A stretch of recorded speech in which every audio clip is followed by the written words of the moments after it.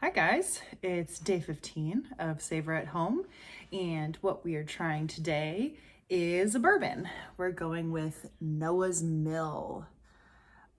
So Noah's Mill is a bourbon whiskey. According to the label, it's a genuine bourbon whiskey. So that means that it's made of at least 51% corn, and I actually don't know the mash bill for Noah's Mill. So Noah's Mill is a bourbon that's produced by Willett Distillery, aka Kentucky Bourbon Distillers, and it's sourced from a number of different distilleries in Kentucky. The Kentucky Bourbon Distillers will buy a bunch of barrels and store them in their warehouses and then let them age and blend them all to make Noah's Mill. It does say it's a small batch, maybe not on the label, maybe on the back. And that, as I kind of addressed before, is defined by each distillery what they actually claim a small batch to be. So it is 57.15% ABV, and I believe I picked this bottle up for 50 or 55 bucks. It is aged in new charred American oak. So after the Kentucky Bourbon Distillers source the bourbon, they do age it in new charred American oak. They no longer disclose how long they do that for. It used to have an age statement for 15 years. Now Noah's Mill no longer does. It's said to be a blend between 4 and 20-year-old bourbons, which is quite the age range. Now a little bit about Willett, or the Willett Distillery. They, started in 2012 actually distilling again. I think they took a little break starting in the 80s, where they were just sourcing barrels, blending them, and then bottling them. And yeah, in 2012, they started distilling again and making some ryes and bourbons that you can get your hands on.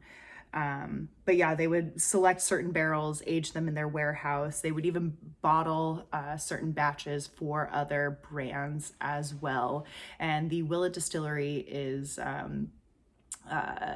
known as one of the distilleries that saved bourbon in America. So they're a pretty well-known distillery. But anyways, this is a very nice bourbon, so let's dive in. So there's a lot of spiciness in this nose, which is really, really fun. You still get that sweet caramel thing to it as well, but there's a lot of baking spice coming forward, a lot of like peppercorns as well, which might lead you to believe that they use a high rye mash. I don't know.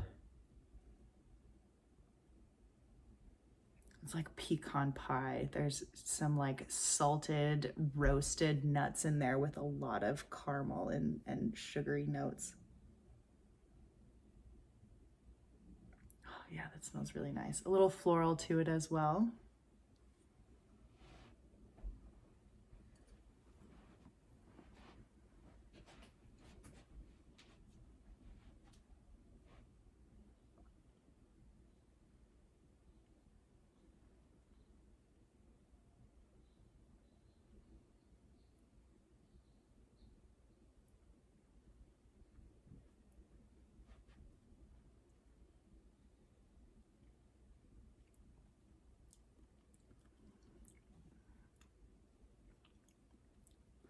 There's a lot of oaky, roasty nuttiness that's balanced with some maple, and that's really good. Some vanillas and lots of baking spice. Now this is at 57% ABV, so there's a little bit of that tingliness that you get on your tongue. So you really want to make sure that you're savoring your sip. You're letting it sit on your tongue for a really long time.